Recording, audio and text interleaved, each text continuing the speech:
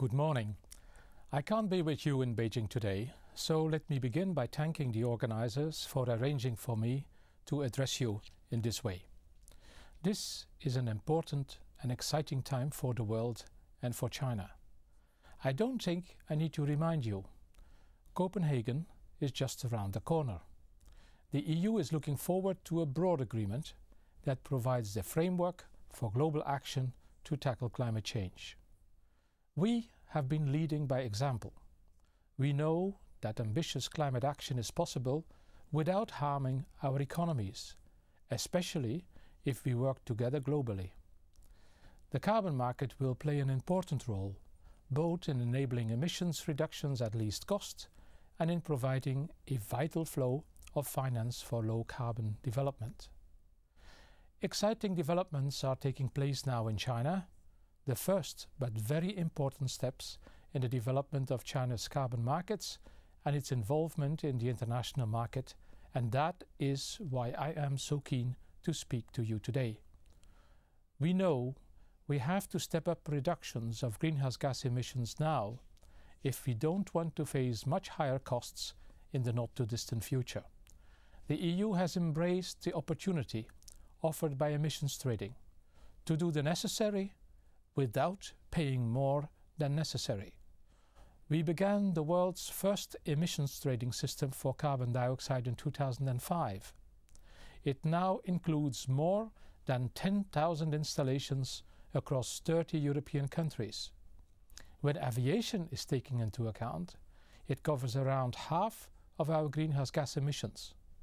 It is the centerpiece of a set of legislation that will ensure that we in the EU reduce our emissions by at least 20% below 1990 levels by 2020.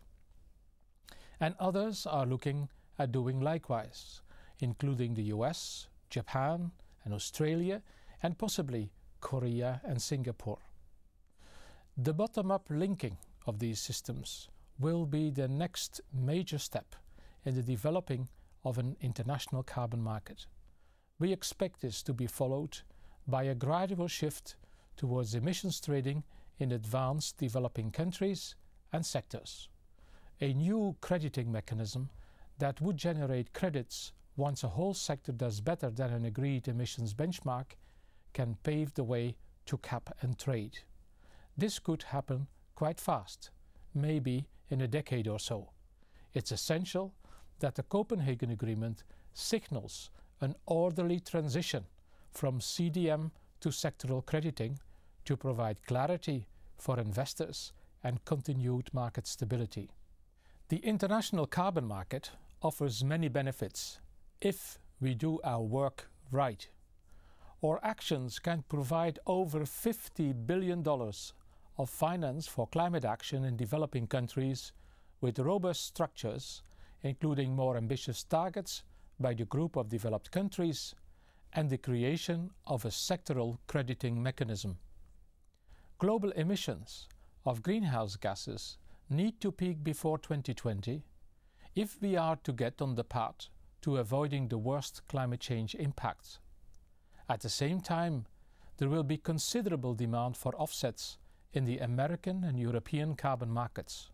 So, it's important that the Copenhagen Agreement provides for a new sectoral crediting mechanism which replaces the CDM over time and allows the scaling up of reductions international carbon market mechanisms deliver. China is beginning to build the capacity for significant participation in the international carbon market.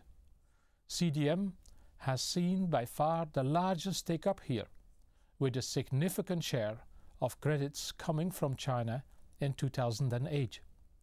The recent launch of the PANDA standard by the Beijing Environment Exchange and creation of the Xinjiang Climate Change show the fast-growing interest in markets. Emissions registries are developing. A national pilot looking at emissions trading in parts of the power sector is very encouraging. Steps are being taken to improve the monitoring, reporting and verification of emissions. This is the way for China to maximize the credibility and therefore the value of the credits it generates through emissions reductions.